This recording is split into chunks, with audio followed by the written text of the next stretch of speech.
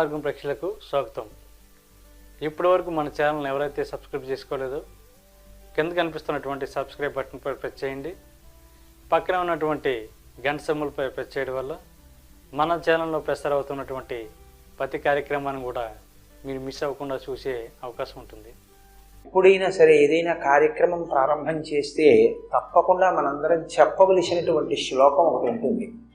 ఏదైనా ఒక పెద్ద కార్యాన్ని ప్రారంభం చేసే ముందు, ఆ రోజు దినచర్యని ప్రారంభం చేసే ముందు పూజా కార్యక్రమంలో మొట్టమొదటి పూజలో మొదట చెప్పవలసిన శ్లోకం సుముఖశ్చైకదంతస్య కపిలో గజకర్ణకః లంబోదరశ్చ వికటో విఘ్నరాజో వినాయకః ధూమకేతుర్గణాధ్యక్ష బాలచంద్రో గజాననః వక్రతుండ శూర్పకర్ణో హీరంబ స్కందపూర్వజః షోడశైతాని నామాని ఎప్పటే చూయాగపి విద్యారంభే వివాహే చ ప్రవేశే నిర్గమే తథా సంగ్రామే సర్వకార్యేషు విఘ్నస్తస్య న జాయతే.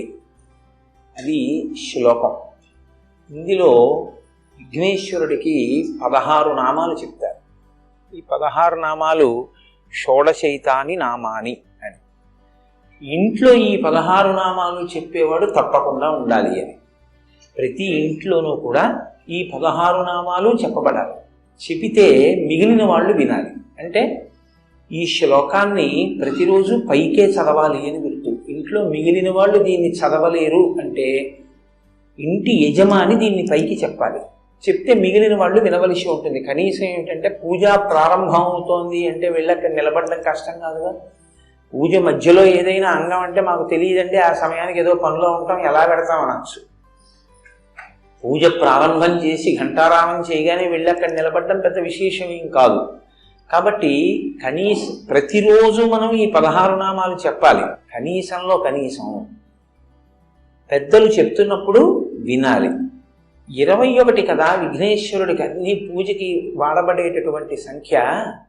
మరి ఈ శ్లోకం దగ్గరికి వచ్చేటప్పటికి 16 అన్నమాట ఎందుకు వాడారు? షోడశైతాని నామాని.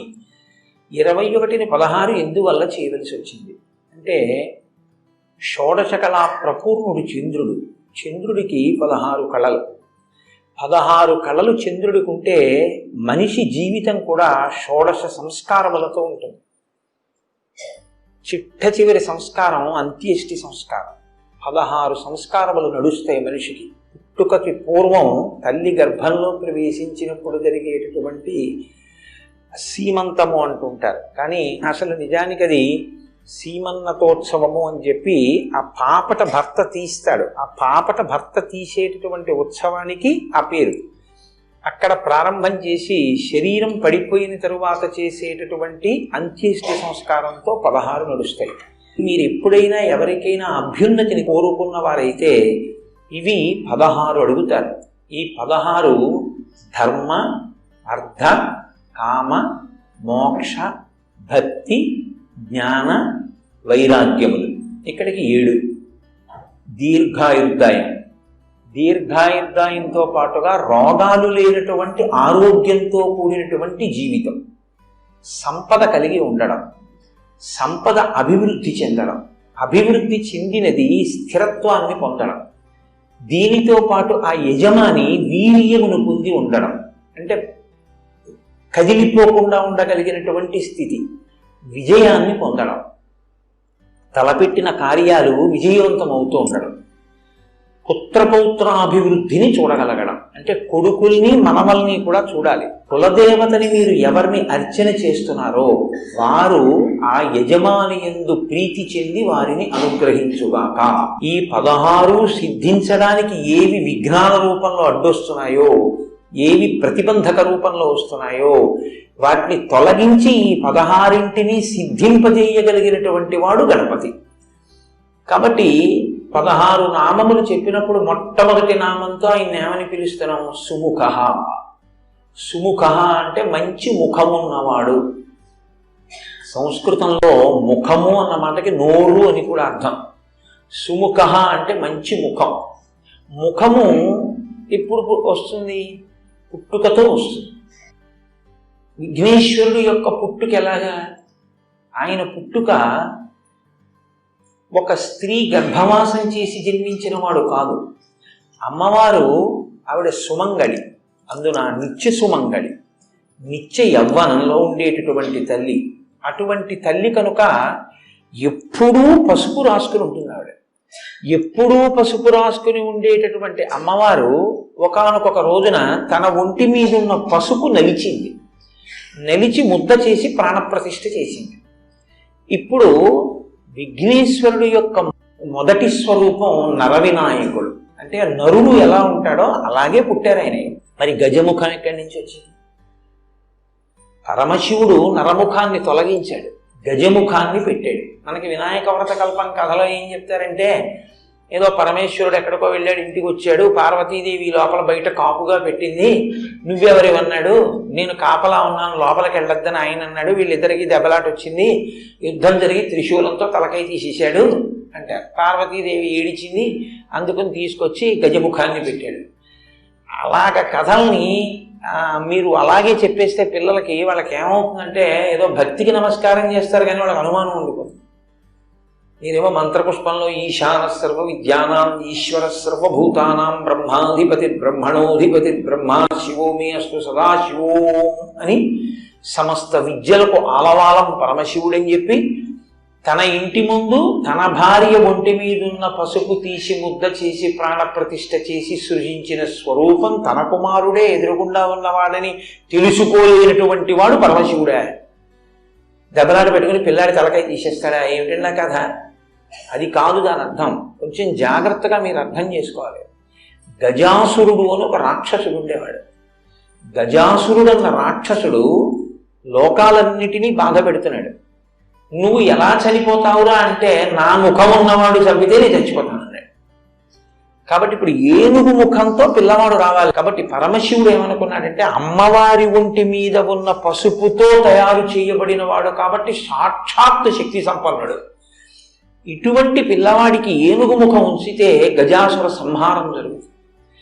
అందుకని ఆయన ఆ తలకాయని తొలగించి ఉత్తరాభిముఖంగా అమంగళకరంగా తల పెట్టుకుని నిద్రపోతున్న ఏనుగు ఎక్కడైనా ఉంటే దాని తల తెంచి తీసుకురామన్నాడు.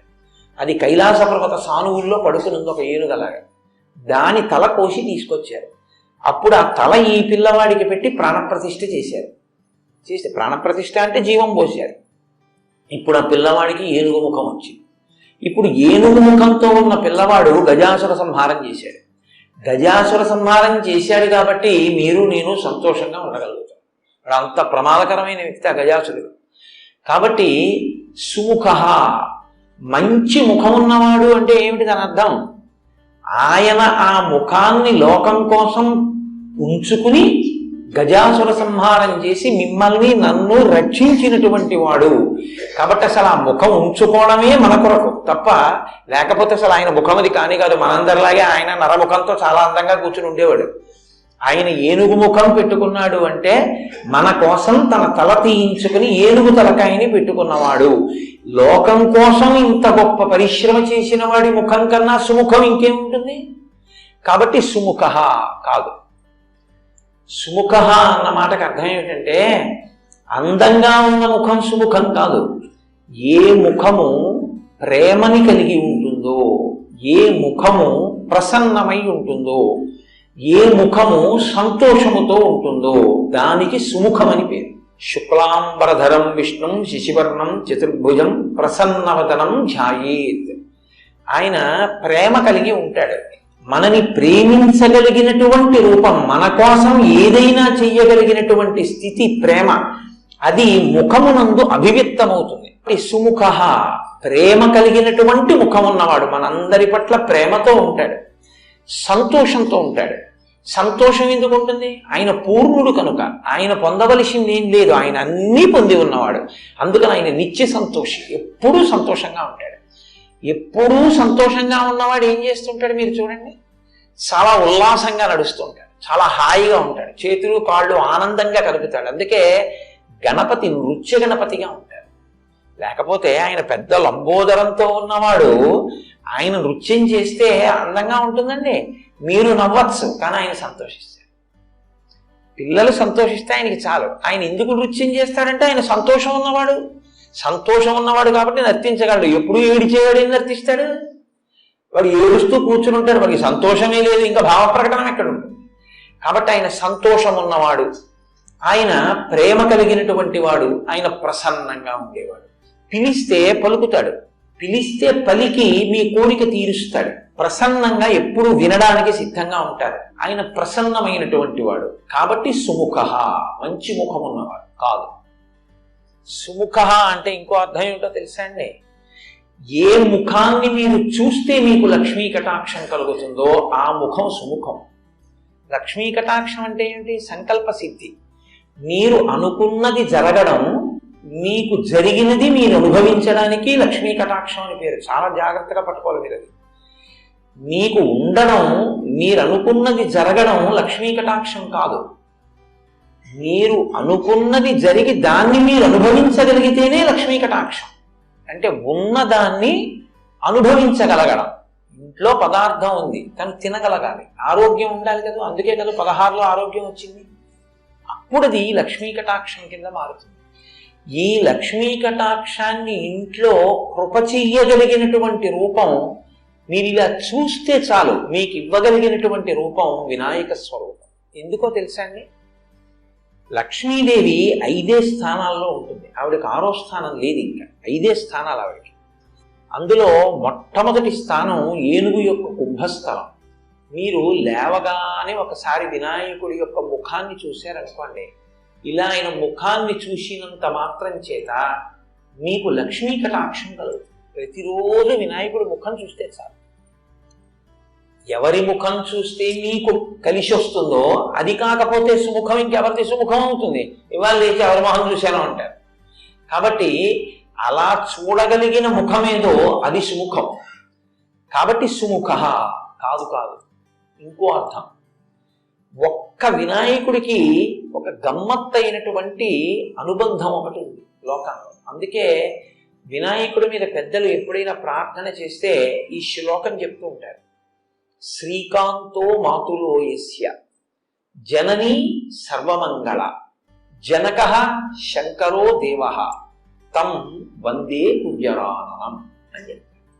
ఇది చాలా గమ్మత్తైన శ్లోకం నిజంగా. ఎందుకంటే ఎప్పుడైనా నమస్కారం చేస్తే ఆయన తల్లి సంబంధం చెప్తారు, తండ్రి సంబంధం చెప్తారు.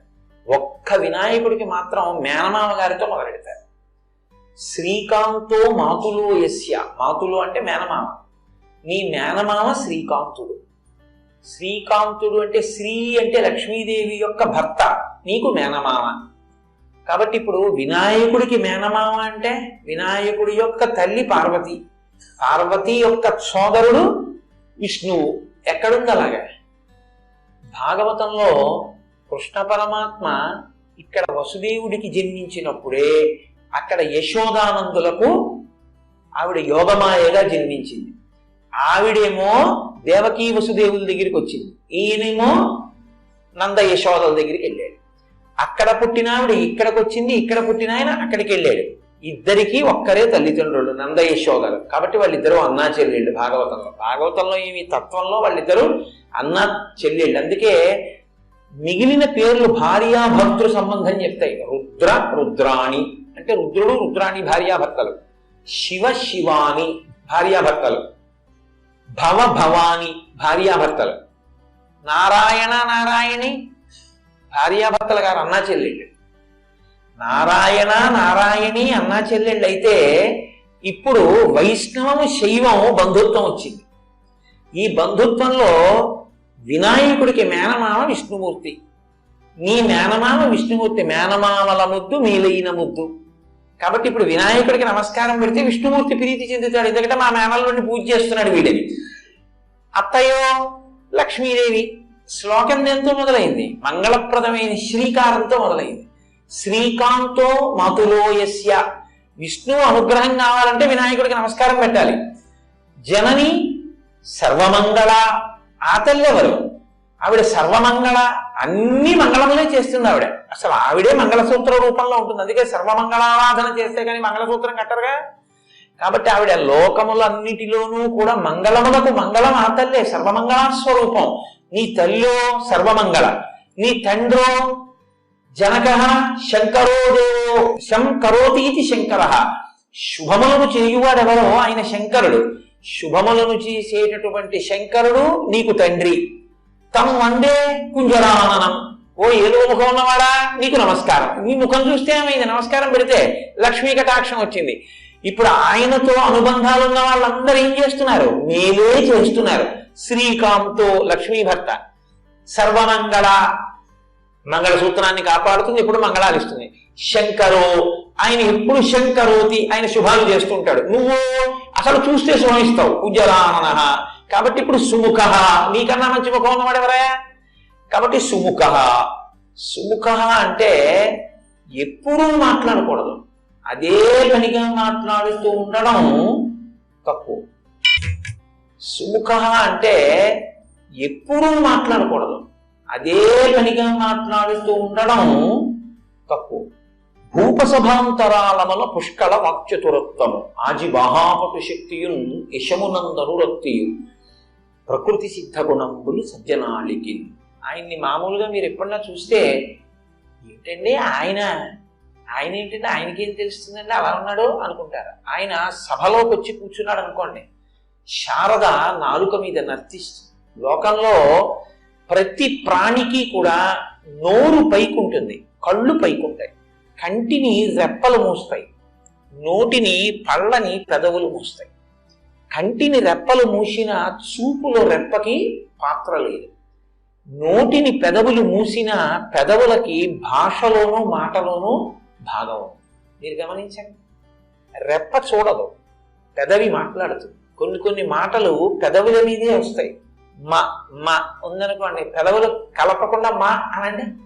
కాబట్టి పెదవికి మాట యందు పాత్ర ఉంది. నోరు సమస్త ప్రాణులకు బయటికి ఉంటుంది, కప్పబడి ఉండదు. కానీ మీరు పెద్దలతో మాట్లాడుతున్నారు అనుకోండి, ప్రత్యేకించి గురువు గారితో మాట్లాడుతుంటే ఎప్పుడూ నోటిని ఇలాగే ఉంచి మాట్లాడకూడదు. ఎందుకంటే అలా మాట్లాడితే గబుక్కుని మీ నోటి తుంపర ఆయన మీద పడిందంటే మహాపచారం కిందకు వస్తుంది. అందుకని ఇలా పెట్టుకుని ఉండాలి, ఇలా పెట్టుకుని ఉండి మాట్లాడాలి. హనుమ ఎప్పుడు రాముడి దగ్గర ఇలా ఉంటారు, ఆజ్ఞాపాలక హనుమ అని ఎక్కువ మాట్లాడరు. లోకంలో ఎప్పుడు నోటి మీద చెయ్యి వేసుకుని ఉండే ప్రాణి ఏదో తెలుసా అండి? ఒక్క ఏనుగు.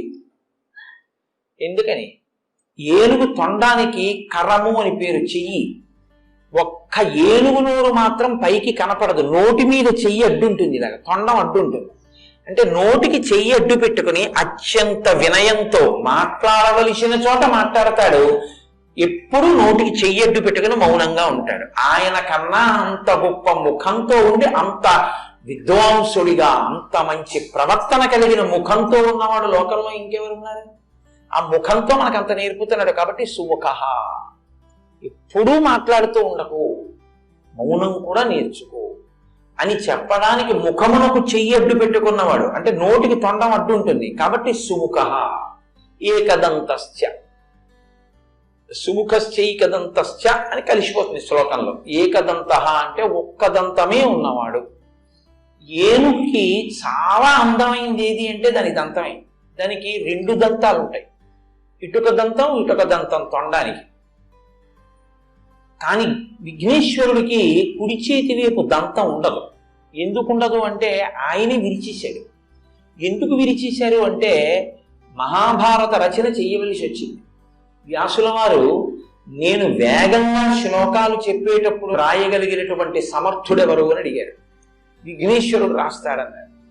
మరి ఆయన నేను మధ్యలో ఆపను, నేను చెప్తుంటే రాసేయాలన్నారు. ప్రపంచంలో ఏ కలం పట్టుకున్నా ఎప్పుడో అప్పుడు ఏదో ఇబ్బంది వస్తుంది. అందుకని ఆయన అటువంటి కలం కావాలి అంటే లోకంలో ఇంకొకటి లేదు అని చెప్పి తన దంతాన్ని విరిచి ఆ దంతంతో మహాభారత రచన చేశారు. అంటే అత్యంత అందం ఏనుగుకి దంతమే, అందుకే ఏనుగు దంతాలు అంటారు. ఏనుగు దంతం అంత అందం ఏనుగుకి. తన శరీరానికి అంత అందం ఇచ్చేదాన్ని లోకోపకారం కొరకు త్యాగం చేశాడు ఆయన. మహాభారత రచన పంచమ వేదం కనుక ఇది లోకానికి అందితే కొన్ని కోట్ల మంది జీవితాలు తరిస్తాయి. దానికోసం నాకు ఒక దంతం లేక నేను వికారంగా ఉన్నా పర్వాలేదని ఒక దంతం విరిచేశాడు.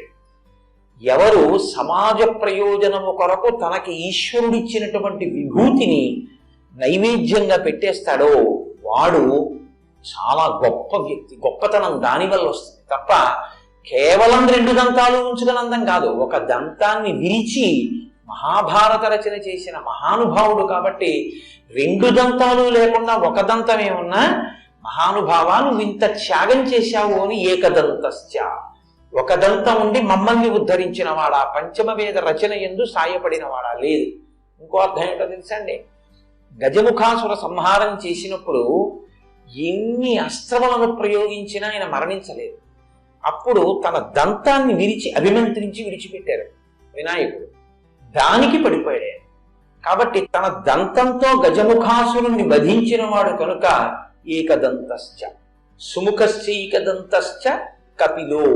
కపిలో అంటే ఎర్రటి వర్ణం ఉన్నవాడు అని బాహ్యార్థం.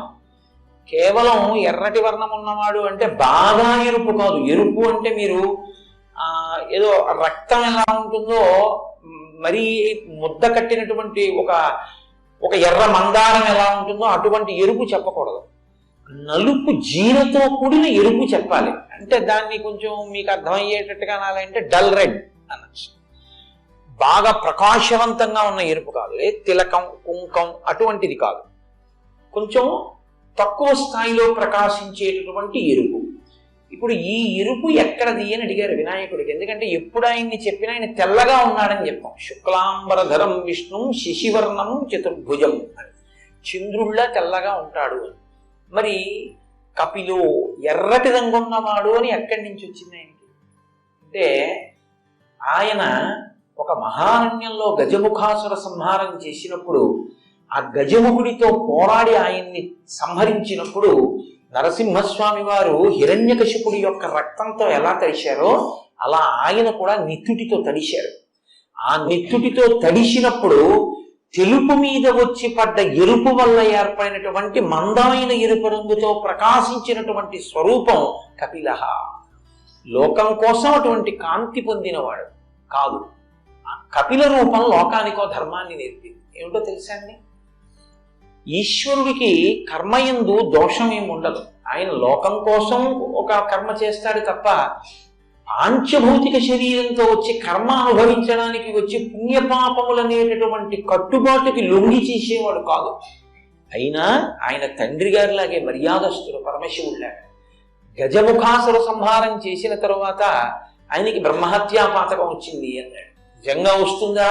ఏం రాదు. కానీ లోకంలో ఒక బ్రహ్మహత్య, బ్రాహ్మణ స్వరూపంతో ఉన్నవాడు రాక్షసుడైనా బ్రహ్మరాక్షసుడైనా ఆయన్ని చంపడం వల్ల తనకి దోషం వచ్చింది కాబట్టి తొలగించుకోవడానికి రావణ సంహారం చేసిన తర్వాత రామచంద్రమూర్తి రామేశ్వరంలో శివలింగ ప్రతిష్ఠ చేసినట్టు ఈయన కూడా ఒకానొక చోట గజముఖీశ్వరుడు అని పేరు కలిగినటువంటి శివలింగ ప్రతిష్ఠ చేశారు. అలా శివలింగ ప్రతిష్ఠ చేసి లోకానికి ఒక ధర్మాన్ని నేర్పారు. మహాపాతకం నశించాలి అంటే శివలింగ ప్రతిష్ఠ చేయడం వినా లోకంలో ఇంకో మార్గం లేదు అని నేర్పినటువంటి వాడు కపిల స్వరూపంతో. కాబట్టి సుముఖశ్చైకదంతశ్చ కపిలో గజకర్ణకః. గజకర్ణకః అంటే ఏనుగు యొక్క చెవులు. అదేమిటండి, ఏనుగు ముఖం ఉన్నవాడికి ఏనుగు చెవులు కాకపోతే ఏనుగు ముఖం ఉన్నవాడికి పిల్లి చెవులు ఎందుకు ఉంటాయి? అలా ఎందుకు చెప్పడం అంటే, మీరు కొంచెం జాగ్రత్తగా గమనిస్తే లోకంలో మీరు ఏ దేవతా స్వరూపం దగ్గరికి వెళ్ళి చూడండి, వాళ్ళ చెవులు మీకు కనపడవు. ఎందుకు కనపడవో తెలుసా? మొసలి పిల్లల్లా ఉంటాయి. అందుకే మకర కుండలాలు అంటారు వాడు. ఇలా మొసలి పిల్ల ఎలా ఉంటుందో అలా ఇంతంత ఆభరణాలు ఇలా పెట్టేసుకుంటాడు. మీరు ఏ దేవతా స్వరూపం దగ్గరికి వెళ్ళండి, ఇక్కడ పెట్టిపోవు దేవతా స్వరూపాలు. ఈ చెవులు ఇలా కప్పేస్తాయి. కప్పేస్తే మీరు చూడండి, మీరు వచ్చి ఏదో మాట్లాడుతున్నారు అనుకోండి, నేను ఇలా పెట్టుకుని ఉన్నాను అనుకోండి. పెట్టుకుని ఉంటే మీరు ఏమంటారు? వింటున్నాడో వింటలేదో, ఏమిటో అలా ఉన్నాడు, మరి చెవులోకి వెళ్ళిందో లేదో నేను చెప్పింది అది. ఏ దేవతా స్వరూపం దగ్గరికి వెళ్ళినా మీకు అనుమానం ఉంటుంది. ఒక్క వినాయకుడి దగ్గర ఉండదు. ఎందుకో తెలుసా? కప్పబడని చెవులు ఉన్నవాడు ఆయన ఒక్కడే. ఏనుగు ముఖం ఉన్నవాడివే కాదు, ఏనుగు చెవులు ఉన్నవాడివి. ఎందుకో తెలుసా? మేము ఏదన్నా చెప్తే వినపడుతోంది అనడానికి నువ్వు ఒక్కడివే బాగా మాకు నమ్మకస్తుడివి. ఎందుకంటే చెవులు కప్పవు, చక్కగా కదులుతుంటాయి కూడా. అందుకని ఎప్పుడు వింటూ ఉంటావు మేము చెప్పేటటువంటివి. కాబట్టి గజకర్ణకః, అటువంటి చెవులున్నవాడా నీకు నమస్కారం. లంబోదరశ్చ, లంబోదరుడు అంటే చాలా పెద్ద కడుపు ఉన్నవాడు కాదు. వ్రేలాడుతున్న కడుపున్నవాడు. వ్రేలాడుతున్న కడుపు ఉండడం అంటే ఇలా అర్ధవృత్తాకారంగా ఇలా పెరిగినటువంటి కడుపు. ఇప్పుడు మీరు ఇలా మీకు వృత్తాకారం కనపడుతోంది అంటే దానికి ఇటు కూడా వృత్తాకారం ఉంది అనుకుంటే అదొక పూర్ణాకారంతో ఉందన్నమాట. నిండు సున్నా ఎలా ఉంటుందో అలా ఉంటుంది. ఇప్పుడు ఈ లంబోదరం ఎందుకుందో తెలుసా అండి ఆయనకి? లంబోదరాన్ని కానీ మీరు చూస్తే ఆయన మీకు ఏం గుర్తొస్తుందంటే ఆయనకి మోదకము అని ఉంటుంది.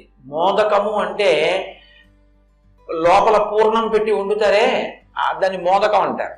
లేకపోతే ఉండ్రాళ్ళంటే గుండ్రంగా ఉంటాయి. లోపల కొబ్బరితో చేసినటువంటి మధుర పదార్థాన్ని కూడా ఉంచి చేస్తూ ఉంటారు బూరెలాగి. అవి ఆ మోదకాలు ఆయనకి ప్రీతి అంటారు. ఆయనకి ప్రీతి అన్నప్పుడు మీరు ఒక విషయం గుర్తుపెట్టుకోండి. లోకంలో సాధారణంగా మీరు ఇంట పచనం చేసినవి దేవతలు తీసుకోరు. ఇడ్లీ నైవేద్యం, సమోసా నైవేద్యాలు ఉండవు లోకంలో. సత్వగుణ భరితమైనటువంటి పదార్థాలే నివేదన ఉంటాయి. మీరు ఏదో పాయసం చేసి నైవేద్యం పెట్టారనుకోండి, వాళ్ళు తిన్నారని మీరు ఊహ చేస్తారు. మీ భావన చేత వాళ్ళు తృప్తి పొందుతారు. వాళ్ళు కూడా దృష్టి ప్రసారం చేస్తారు. ఓసారి చూస్తారు ఆ పదార్థం అంతా. వాళ్ళు అలా చూస్తే చాలు పవిత్రం, వాళ్ళు తీసుకున్నట్టే. కొన్ని చూడండి తీసుకోరు, చెయ్యేస్తారు. చెయ్యేస్తే వాళ్ళు తీసుకున్నట్లే లెక్క అనమాట. అంతేగాని అన్ని తీసేసుకుని మడతలు ఎట్టేసుకుని దాచేసుకోక్కర్లేదు. చెయ్యేస్తే పుచ్చుకున్నారని గుర్తు, అలా చూస్తే పుచ్చుకున్నారని గుర్తు. దేవతలు చూస్తారంతే. కాబట్టి మీరు ఏం ఉండి అక్కడ పెట్టినా వాళ్ళు చూస్తారు ప్రసాదం. ఒక్క వినాయకుడు మాత్రం మీరు వండి పెడితే తింటాడు. ఆయన ఒక్కడే మోదక ప్రియ ఆయన మహా. మీ ఇంట్లో కాస్త కొబ్బరి మధుర పదార్థంతో మోదకం చేసి పెట్టి నేను తింటానంటాడు. నేను తిన్నానని గుర్తేమిటో తెలుసా? నా చేతితో పట్టుకున్నానంటాడు. అందుకే చేతిలో పట్టుకుని ఉంటాడు కూడా. నువ్వు ఇచ్చింది నేను తీసుకున్నాను. కాబట్టి ఆయన లంబోదరుడు అంటే ఆయన కడుపు తీపి అటువంటిది అని చెప్పడానికి మోదకంలో ఉన్న మధుర పదార్థం ఎలా ఉంటుందో ఆయన కడుపు తీపి మనందరి మీద అలా ఉంటుంది. ఆయన పూర్ణుడు. ఆయనకి నిజానికి ఆయన తినడానికి, అది తింటే సంతోషం అనడానికి ఆయనకి ఏం ఉండదు. ఆయనకి నువ్వు ఇవ్వడానికి ఏం లేదు. ఎక్కడ మొదలైందో అక్కడే పూర్తయిపోతే పూర్ణం అంటారు. ఇక తుది మొదలు కనపడవు. పూర్ణమైపోయిందంటారు. పూర్ణమద పూర్ణమిదం పూర్ణాత్ పూర్ణముదచ్యతే పూర్ణస్య పూర్ణమాదాయ పూర్ణమేవావశిష్యతే. కాబట్టి ఆయన పూర్ణుడు, అన్నీ ఉన్నవాడు. అన్నీ ఉన్నవాడు, మన ఎంతో అపారమైన ప్రేమ ఉన్నవాడు, కడుపు తీపి ఉన్నవాడు. ఇది లంబోదరుడు. సమస్త బ్రహ్మాండములు ఆయన ఎందే ఉన్నాయి. కాబట్టి సుముఖశ్చైకదంతశ్చ కపిలో గజకర్ణక లంబోదరశ్చ వికటో. వికటో అన్న మాటకి హాస్యస్ఫోరకమైనటువంటి పనులు చేసేటటువంటి వాడు అని ఒక అర్థం. వికటో అంటే హాస్యస్ఫోరకముగా ఉండేవాడు. కానీ అలా అనొచ్చా? హాస్యస్ఫోరకంగా ఉండడం ఏమిటి అంటే విఘ్నేశ్వరుడు చేసేటటువంటి పనులు చాలా హాస్యస్ఫోరకంగా ఉంటాయి. అంటే నవ్వు పుట్టించేవిగా ఉంటాయి. నవ్వు పుట్టించేటట్టుగా ఉండేటటువంటి వాళ్ళు ఎవరు చేస్తారు ఆ పనులు? పిల్లలు చేస్తారు. పెద్దవాళ్ళు నవ్వు పుట్టించే పనులు చేస్తే బాగుండదు, పిల్లలే చేస్తారు. కాబట్టి ఆయన పిల్లవాడు, ఎప్పుడూ పిల్లవాడు. ఎప్పుడూ పిల్లవాడు అంటే దాని ఉద్దేశం ఏమిటో తెలుసా అంటే ఒక్కటే, పిల్లవాడికి ఓ లక్షణం ఉంటుంది. ఇప్పుడు కోపడతాడు, అప్పుడు మర్చిపోతాడు. అలా భక్తుల మీద కోపమే పెట్టుకోకుండా చేసిన దోషానికి శిక్షించి మళ్ళీ వెంటనే అనుగ్రహించే స్వరూపం ఏదుందో, అందుకే మీకు వినాయకుల్లో ఉన్న గొప్పతనం ఏమిటో తెలుసా అండి? కర్మ ఫలితంగా మీరు ఏదైనా ఆపదలో ఉన్నారనుకోండి, వినాయకుడు కాళ్ళు పట్టుకుంటే ఆయన ఏం చేస్తాడంటే ఆ ఆపద రూపంలో మీ కష్టంలో వ్యగ్రత కల్పించి తీసేసి మీకు శాశ్వత సుఖాన్ని ఇచ్చేస్తాడు. కాబట్టి గణపతి చాలా గొప్పగా అనుగ్రహిస్తాడు. మహానుభావుడు వినాయకుడు. వికటో, ఆయన చేసే పనులు హాస్యస్ఫోరకంగా ఉంటాయి, కానీ ఆయన చాలా బాగా అనుగ్రహించేటటువంటి స్వరూపం ఉన్నవాడు. ఆయన చేసే పనులు ఏమిట్రా ఇలాగా అనిపిస్తుంది, కానీ చాలా గమ్మత్తుగా ఉంటుంది ఆయన చేసేది. మీకు నేను ఉదాహరణ చెప్పాలంటే, ఇందాక అన్నా కదా శ్రీకాంతో మాతులో యస్య, మేనమామ గారు శ్రీ మహావిష్ణువు ఒకసారి వినాయకుడి పుట్టినరోజు వచ్చి మేనమామని పిలిచారు. మేనమామ అత్తయ్య వెళ్ళారు, లక్ష్మీదేవి నారాయణ ఏవో బహుమానాలు పట్టుకెళ్ళాడు మేనల్లుడికి. అన్నీ అక్కడ పెట్టి, ఒరే నాన్న నీకు తెచ్చాను రా అని చూపిస్తుంటే, ఇవన్నీ ఇస్తుండడంలో సుదర్శన చక్రాన్ని పక్కనెట్టుకున్నాడు ఆయన. ఆ పిల్లాడికి ఈ చక్రాన్ని నచ్చింది, గుడుక్కుని నోట్లో పడేసుకున్నాడు. ఏమిందండి ఆ తొండంతో తీసి ఇలా పెట్టి మింగేశాడు. అయ్యి బాబాయ్ నా చక్రం ఏదన్నాడు, మింగేశాను మామయ్య అన్నాడు. అయ్యి బాబాయ్ మింగేస్తే ఎలాగరా, మరి ఎలాగరా, ఇచ్చేయరా ఇచ్చేయరా ఇచ్చేయరా అంటే ఇస్తాడా? ఆ లంబోదరంలో పడేసుకుని పరిగెడుతున్నాడు అటు ఇటును. అప్పుడు శ్రీ మహావిష్ణువు ఆలోచించారు, ఎలా వీడి కడుపులోంచి తేవడం, వీడికి ఏదైనా హాస్యస్ఫోరకంగా ఉంటే సంతోషిస్తాడయం. అదో విచిత్రం. మిగిలిన ఈ దేవుళ్ళ దగ్గర మీరు డిసిప్లిన్డ్గా కూర్చోవాలి, ఆయన దగ్గర సంతోషమైన పనులు చేస్తే సంతోషిస్తాడయ. వీడికి నవ్వు పుట్టిద్దామని గుంజీలు తీశారు. గుంజీలు అన్నవి మొదట తీసిన వారు విష్ణుమూర్తి. తీస్తే వినాయకుడు చూసి మామయ్య మామయ్య అదేమిటి ఇలా పట్టుకుని అలా ఊగుతున్నామని పెద్ద నవ్వు నవ్వాడు. పిల్లవాడికి పలక మారి లోపల నుంచి సుదర్శన చక్రం బయటపడ్డాయి. అమ్మయ్య చాలా బాబు అని కడుపుని తీసుకున్నారు. అందుకే ఇప్పటికీ ఆయన అనుగ్రహానికి ఏం చేస్తారంటే వెళ్ళి గుంజీలు తీస్తారు ఆయన దగ్గర. ఎక్కడి నుంచి వచ్చింది ఇదంటే శాస్త్రంలో అక్కడి నుంచి వచ్చింది. హాస్యస్ఫోరకంగా ఉండి అనుగ్రహిస్తారు మహానుభావుడు. విఘ్నరాజు వినాయకుడు అని 2 పేర్లు. మీరు బాగా జ్ఞాపకం పెట్టుకోవాలి ఈ విషయాన్ని. ఒకే దేవాలయ ప్రాంగణంలో 2 వినాయకులు ఉన్నారనుకోండి, ఉంటే ఒకరు విఘ్నరాజు ఒకరు వినాయకుడు. మీరు రాజద్వారంలోంచి లోపలికి రాగానే కనపడేవాడు విఘ్నరాజు, ఇంకా లోపలికిడితే కనపడేవాడు వినాయకుడు. ఒకే దేవాలయ ప్రాంగణంలో 2 వినాయకులు ఉన్నారనుకోండి, ఉంటే ఒకరు విఘ్నరాజు ఒకరు వినాయకుడు. మీరు రాజద్వారంలోంచి లోపలికి రాగానే కనపడేవాడు విఘ్నరాజు, ఇంకా లోపలికిడితే కనపడేవాడు వినాయకుడు. విఘ్నరాజు వినాయకుడు సమాన స్థాయిలో పూజలు అందుకుంటారు ఇప్పుడు. ఎందుకో తెలుసా అండి? ఒకరు విఘ్నాన్ని కల్పిస్తారు, ఒకరు విఘ్నాన్ని తీసేస్తారు. విఘ్నాన్ని కల్పిస్తే విఘ్నరాజు, విఘ్నాన్ని తీసేస్తే వినాయకుడు. అదేమిటంటే కల్పించడం ఎందుకండి అని మీకు అనుమానం రావచ్చు. విఘ్నాన్ని ఎందుకు కల్పిస్తారో తెలుసా అండి? మిమ్మల్ని ఏదైనా మీరు చేసినటువంటి గత జన్మలలోని పాపకర్మ మహోగ్రమైన రూపంతో తరువుకొచ్చి మీకు ఏదైనా చాలా ఉగ్రమైన ఫలితాన్ని ఇవ్వబోతుంటే చిన్న ప్రతిబంధకంగా అడ్డొచ్చి తీసేస్తారు. వినాయక అంటే అర్థం ఏమిటో తెలుసా అండి? దాని వ్యతిరేకార్థంలో వి అన్న అక్షరం సంస్కృతంలో సమర్థిస్తుంది, వ్యతిరేకిస్తుంది కూడా. విచిత్రము అన్నాను అనుకోండి, విశేషమైన చిత్రము అని. విధవ అన్నాను అనుకోండి, భర్త లేనిది అని వ్యతిరేకార్థం ఇస్తుంది, సమర్థిస్తూ అర్థం ఇస్తుంది. వినాయకుడు అంటే తన మీద నాయకుడు లేనివాడు అని, తానే నాయకుడు. సుముఖశ్చైకదంతస్య కపిలో గజకర్ణక లంబోదరశ్చ వికటో విఘ్నరాజో వినాయక. ధూమకేతు, ఆయనకి ధూమకేతు అని ఒక నామం. ధూమకేతు అంటే తోక చుక్క అని అర్థం. తోక చుక్క దర్శనీయం కాదుగా. అయితే ధూమం అంటే పొగ, కేతు అంటే పతాకం, పొగ పతాకముగా కలిగిన వాడు. ఆ పేరు ఎక్కడొచ్చింది వినాయకుడు అంటే? ఒకానొకప్పుడు ధూమాసురుడు అని ఒక రాక్షసుడు ఉండేవాడు. ఆయన ఏమిటంటే విషపు వాయువుల్ని అందరి మీదకి పంపి చంపుతూ ఉండేవాడు. ఆయనకు అదో శక్తి. ఆయన గురించి ఎందుకంటే ఇప్పుడు మనం పాయిజనస్ గ్యాసులు విడిచిపెట్టుకోవట్లేదు కాబట్టి ఆయన అలా చంపుతూ ఉండేవాడు. ఒకానొకప్పుడు ఆయనకి జ్యోతిష్కులు ఒక మాట చెప్పారు, నిన్ను చంపేవాడు పక్క రాజ్యపు రాజుగారి భార్య కడుపున పుడుతున్నాడు. ఈయన రాక్షసుల్ని పంపించాడు ఆ రాణిగారిని చంపేమని. ఈయన గూఢచార అక్కడికి వెళ్ళేటప్పటికీ పాపం ఆ రాజు రాణి ఏకశయ్యాగతులై ఉన్నారు. వాళ్ళని చూస్తే జాలేసింది ఆయనకి. చాలా అమాయకంగా ఉంది ఆవిడ, గర్భిణి. అయ్యో ఈవిడ్ని చంపేయడం ఏమిటని ఆ తల్పాన్ని తల్పంగా తీసుకెళ్లి అరణ్యం మధ్యలో వదిలిపెట్టేశాడు. ఇది రాక్షసుడికి తెలిసింది. ఈలోగా వాళ్ళు తెల్లవారు లేచేప్పుడు అడవిలో ఉన్నారు ఆ రాజదంపతులు. వాళ్ళు వెంటనే వినాయకుడిని ప్రార్థన చేశారు, ఈశ్వరా నువ్వు కాపాడి మమ్మల్ని కృప చేయని. వెంటనే ఆవిడ కడుపులోంచి పిల్లవాడి రూపంలో విఘ్నేశ్వరుడు వచ్చి ఆవిడ తొడ మీద కూర్చున్నాడు. ఈ రాక్షసుడు ధూమాసురుడు వాళ్ళిద్దరిని చంపుదామని చంపలేదు, గూఢచారం తెలుసుకుని అడవి మధ్యలోకి వెళ్ళాడు. వెళ్ళి ఆ విషపు గాలిని తన అస్త్రంగా ప్రయోగించాడు.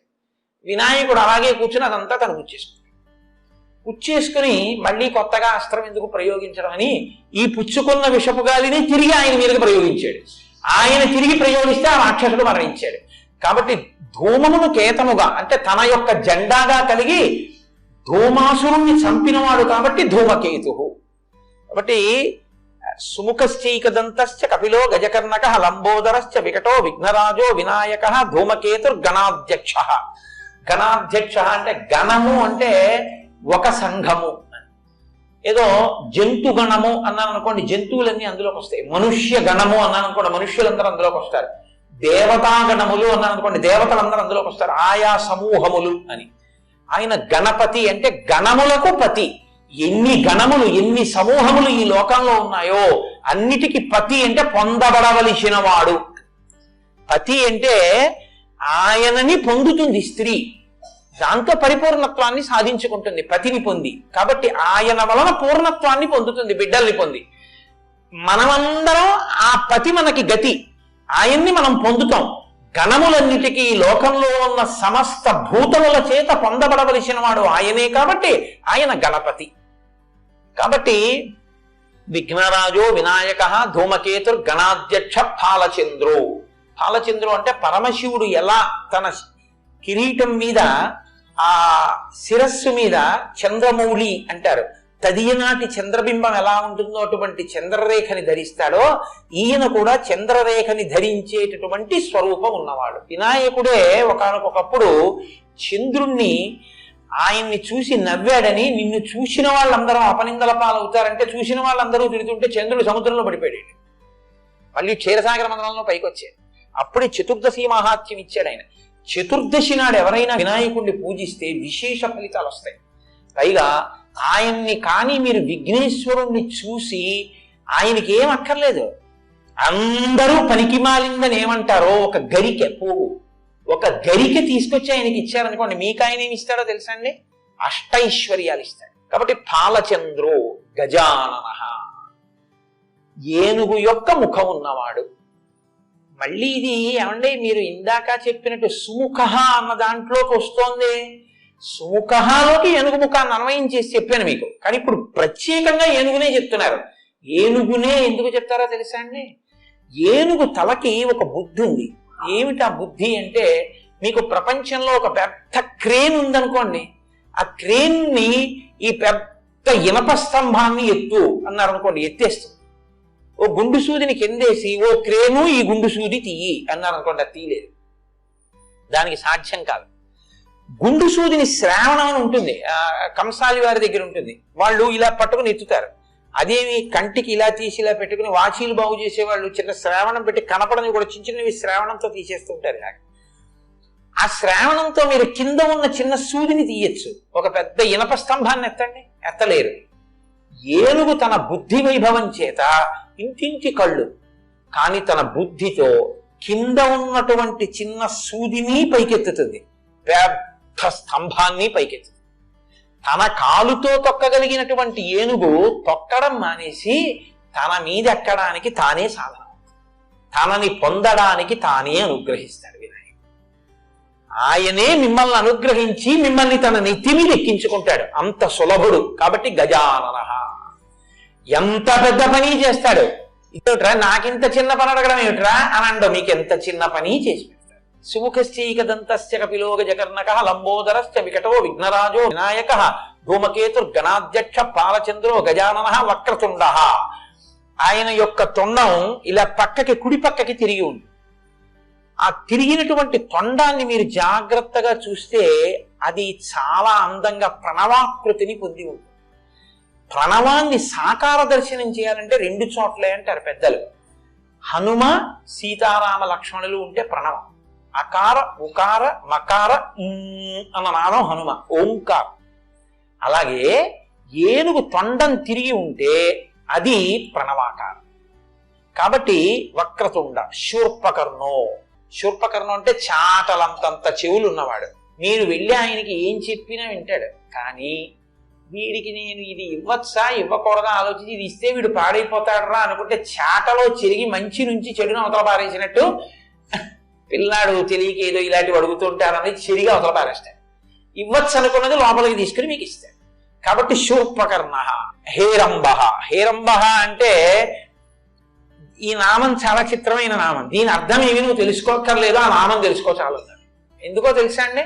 హేరంబ అంటే అదేదో చాలా గొప్పగా లేదు, సంతోషంగా లేదు అసలు ఆ పేరు. హేరంబ అంటేనా అసలు ఆ పిలిపి అందం ఇస్తుంది, కాబట్టి వినాయకుడి యొక్క రూపమే అందంగా ఉంటుందని చెప్పి పిలిపది అన్నారు. కాదు, చిత్ర విచిత్రమైన విరుద్ధమైన పని చేయించేవాడికి హేరంబుడిని పేరు. ఎందుకో తెలుసా అండి? 5 ఏనుగు ముఖాలతో ఉండి సింహం మీద కూర్చునే వాడికి హేరంబుడిని పేరు. సింహంతో పూజ అందుకున్న ఏనుగు వినాయకుడు ఒక్కడే. ఏనుగు సింహం కల్లోకి వస్తే చచ్చిపోతుంది. సింహంతో పూజ చేయించుకున్న ఏనుగు వేరు, వినాయకుడు ఒకడే. స్కందపూర్వజ. అబ్బో ఏమి నామం అండి ఈ నామం. స్కందపూర్వజ అని ఎవరిని పిలవరు అలాగా. బలానా ఆయన అన్నగారంటే గౌరవం కాదు, బలానా ఆయన తమ్ముడు అంటే గౌరవం కదండి. సుబ్రహ్మణ్యుడిని ఏమనాలి? వినాయకుడు తమ్ముడండి అనాలి, అంటే అప్పుడు వినాయకుడికి గౌరవం. అంతేగాని సుబ్రహ్మణ్యుడు అన్నయ్య గారండి అన్నారు అనుకోండి, ఇప్పుడు ఈయన గౌరవం అయినట్టు, ఈయన పనికి మాలినవాడు ఆయన గొప్పవాడు అయినట్టు అయింది కదా. మరి అలా పిలవచ్చా? అలా పిలిస్తే ఆయనకు అమర్యాద కాదండి. సుబ్రహ్మణ్యుడి పుట్టుక, సుబ్రహ్మణ్యుడి బ్రహ్మచర్యం, సుబ్రహ్మణ్యుడి పెళ్లి, సుబ్రహ్మణ్యుడి సన్యాసాశ్రమం ఈయనే నిర్ణయించారు. అందుకని తమ్ముడి ఉన్నతిని నిర్ణయించిన అన్నగారు కాబట్టి స్కంద పూర్వజ. ఈయన గొప్పతనం వల్ల ఆయనకు ఆ 4 దక్కే. ఎలా అంటారేమో, ఒక్క వాక్యంతోనే చెప్పేస్తా, గుర్తుపెట్టేసుకోండి. ఆయన విఘ్నేశ్వరుడు పుట్టి ఒక పదవిని అందుకోలేదు. ఎందుకంటే తారకాసురుడు వరం అడిగాడు, పార్వతీ పరమేశ్వరులకు పుట్టినటువంటి బిడ్డడు. పార్వతీ పరమేశ్వరుల యొక్క సంయోగం లేకుండా, స్త్రీ పురుష సంయోగం లేకుండా పుట్టినటువంటి పార్వతీ పరమేశ్వరుడి యొక్క పుత్రుల చేత నేను వధింపబడతాను. వినాయకుడు ఉన్నాడుగా అప్పటికి, మరి ఈయనకి చేయొచ్చుగా పట్టాభిషేకం. కానీ ఈయన ఏం చేశారో తెలుసా అండి, అప్పుడప్పుడు మళ్ళీ ఇదే విభూతి, ఇదే తేజస్సు అమ్మా నాన్నల కలయిక ఎందుకు కూడా వచ్చారు. ఎందుకు వచ్చారో తెలుసా? తాను అలా వస్తే తర్వాత పుట్టేవాడికి సైన్యాధ్యక్షం పదవి వస్తుందని వదిలేశారు తమ్ముడికి. తమ్ముడికి పుడుతూనే సైన్యాధ్యక్ష పదవి ఇప్పించడానికి తాను మాత్రం అమ్మా నాన్న కలయికలో పుట్టినట్టు వచ్చారు. అదేంటండి, ఇందాక మీరే కదా పార్వతీదేవి పసుపుకు పుట్టాడన్నారు, మళ్ళీ ఇప్పుడు కలయికకు పుట్టాడంటున్నారు. మీరు చెప్పేది మీరే ఖండిస్తున్నారు కదా. మీరు లలితా సహస్రనామ స్తోత్రం చూడండి. కామేశ్వర ముఖాలోక కల్పిత శ్రీ గణేశ్వర. ఆ భండాసురుడు విఘ్నయంత్రం వేశాడు, అమ్మవారు ప్రీతితో పరమశివుడి వంక చూసింది. ఇద్దరి చూపులు అనురాగంతో కలుసుకున్నాయి. వినాయకుడు పుట్టాడంటే చూపులో ఏదో ఒకటి ఇద్దరి కలయిక ఉందా లేదా? ఇద్దరి కలయికతో పుట్టాడు కాబట్టి సైన్యాధ్యక్ష పదవి తీసుకుని తారకాసుర సంహారం చేయడానికి పనికిరాడు. అలా తనకి తాను చేసుకుని తమ్ముడికి పదవి ఉంచడం కోసమని తన పదవి పుట్టుకోకుండా వదిలేశాడు. ఇప్పుడు ఆయన పుట్టాడు, పుట్టగానే ఆయనకు ఆ పదవి ఇప్పించేశాడు, సైన్యాధ్యక్ష పదవి అయిపోయింది. కాబట్టి ఇప్పుడు స్కందుడికి సైన్యాధ్యక్ష పదవి వచ్చింది అంటే విఘ్నేశ్వరుడి వల్లే వచ్చింది. తమ్ముడు వల్లిని పెళ్లి చేసుకుందాం అనుకున్నాడు. వల్లి విష్ణుమూర్తి యొక్క కూతురే, కానీ ఆవిడ ఒక గిరిజన నాయకుడు, అంటే ఒక కోయవాడి కూతురుగా అడవిలో తిరుగుతోంది. ఆవిడ యందు మనసపడ్డాడు సుబ్రహ్మణ్యేశ్వర స్వామి. ఈయన ఎంత అడవికి వెళ్ళినా రోజు ఆవిడ ఈయన వంక చూసేది కాదు. ఓ రోజు ఆవిడ అడవికి వచ్చి ఏదో తేనో ఏదో సంగ్రహించుకుని వెళుతుంటే వెనక సుబ్రహ్మణ్యుడు బయలుదేరాడు, మహా అందగాడు. కానీ ఆవిడ ఈయన వంక చూడలేదు. అన్నయ్య ఏంటన్నయ్య నా ప్రారంభం, ఎంత అందరూ నా వెంట పడతారు, నేను వెంట పడినా ఈ పిల్ల నన్ను చూడటం లేదు అన్నయ్య అన్నాడు. నీకెందుకు అబ్బాయి, నీ పెళ్లి నేను చేస్తానని ఆయన పెద్ద ఏడుగు రూపంలో వచ్చి ఆవిడ్ని తరిమాడు. ఆ వల్లి భయపడిపోయి పరిగెత్తుకుంటూ వెళ్ళి రక్షించని సుబ్రహ్మణ్యుడిని కౌగిలించుకుంది. అన్నయ్యగా అంతర్ధానం అయిపోయాడు, వల్లి కళ్యాణం అయిపోయింది. అందుకే తమ్ముడికి పెళ్లి చేసిన వాడు ఆయనే. పెళ్లి చేసింది వినాయకుడే, రాజ్యం ఇప్పించింది వినాయకుడే. పుట్టుక అలా ఉండేటట్టు, తాను ఇద్దరితో కలిస్తే పుట్టినట్టు, కలవకుండా పుట్టినట్టు సుబ్రహ్మణ్యుడికి అధికారం ఇచ్చినవాడు ఆయనే. జ్ఞానఫలం ఇస్తానరా, ఎవరు భూప్రదక్షిణం చేస్తే వాళ్ళకి ఇస్తానన్నాడు పరమశివుడు. ఆయన నెమలి వాహనం ఎక్కి వెళ్ళిపోయాడు. ఈయన పార్వతీ పరమేశ్వరుడికి ప్రదక్షిణం చేసి నించున్నాడు. ఆయన అన్నీ తిరిగి వచ్చారు. ఊరై తల్లిదండ్రులకు ప్రదక్షిణం చేస్తే భూప్రదక్షిణం చేసినట్టే మీ అన్నయ్య మరి ప్రదక్షిణం చేసేశాడు, వాడికి ఇచ్చేస్తున్నానని జ్ఞానఫలం వినాయకుడికి ఇచ్చేశాడు. నెమలి వాహనం ఉంటే మాత్రం ఇంత తిరిగి వచ్చిన అన్నయ్యకి వెళ్ళిపోయింది, జ్ఞానఫలం ఎందుకు వచ్చింది ఇదంతా అని వైరాగ్యం వచ్చి సన్యసించి దండాయుధపాణి అని చేతిలో దండం పట్టుకుని శంకరాచార్యుల వారిలాగా ఓ కాషాయం కట్టుకుని గోచి పెట్టుకుని ఆయన వెళ్ళి ఓ క్షేత్రంలో నించున్నాడు. తమ్ముడికి సన్యాసం వైరాగ్యం వచ్చేట్టు కూడా చేసిన వాడు గణపతి. అందుకని స్కంద పూర్వజ, స్కందుడి గొప్పదనాన్ని అన్నగారే నిర్ణయించాడు అన్ని విధాలా. కాబట్టి స్కంద పూర్వజ అంటేట సుబ్రహ్మణ్యుడు కూడా సంతోషిస్తాట, పార్వతీ పరమేశ్వరుడు సంతోషిస్తారట. కాబట్టి నీకు 16 అభ్యున్నతులు కలగడానికి 16 నామాలు చెప్పాను. ఇవి ఎప్పుడు చెప్తావు? ప్రవేశే నిర్గమే తథ, విద్యారంభే వివాహేచ. విద్యారంభం అంటే చదువుకోవడం మొదలు పెట్టినప్పుడు అది కాదు, దాని అర్థం బ్రహ్మచర్యాశ్రమమునందు ప్రారంభంలో, అంటే ఉపనయనం చేసినప్పుడు మొట్టమొదట ఈ శ్లోకం నేర్పాలి. బ్రహ్మచర్యము అంటే వేద విద్యాభ్యాసం, గురువు గారి దగ్గరికి పంపడానికి కదండి ఉపనయనం చేస్తారు. అందుకని బ్రహ్మచర్యాశ్రమమునందు మొదట ఈ శ్లోకం నేర్చుకోవాలి. వివాహేచ, గృహస్థాశ్రమంలో పెడుతూ ఇది నేర్చుకోవాలి. ప్రవేశే నిర్గమే తథా, ప్రవేశము నిర్గమము అంటే లోపలికెళ్ళి బయటికి వచ్చుట, కదలిక. అన్ని కదలికల యొక్క అనుగ్రహంగా చిట్ట చివరికి చేరవలసింది చేరిపోవాలంటే ఆయన్ని స్మరించి తీరాలి. కాబట్టి సుముఖశ్చైకదంతస్య కపిలో గజకర్ణకః లంబోదరస్య వికటో విఘ్నరాజో వినాయకః ధూమకేతుర్గణాధ్యక్ష పాలచంద్రో గజాననః వక్రతుండ శూర్పకర్ణో హేరంబ స్కందపూర్వజః షోడశైతాని నామాని ఎప్పటేచ్యుయాదపి విద్యారంభే వివాహే చ ప్రవేశే నిర్గమే తదా సంగ్రామే సర్వకార్యేషు. ఇది అదేమిటబ్బాయి, నీకెవరితోనో ధర్మయుద్ధం చేయాల్సి వచ్చింది, అప్పుడు ఇదే చెప్పుకో. సర్వకార్యేషు అన్ని పనుల్లో, సంగ్రామే సర్వకార్యేషు విఘ్నస్తస్య నజాయతే, విఘ్నాలు లేకుండా ఉంటాయి. నీకన్నా వచ్చి ఉండాలి, నీ ఇంట్లో యజమానికి వచ్చి ఉంటే నువ్వు వినాలి రోజు ఈ శ్లోకం అని అంత గొప్ప శ్లోకంలో వినాయక తత్వాన్నంతటినీ ఆవిష్కరించి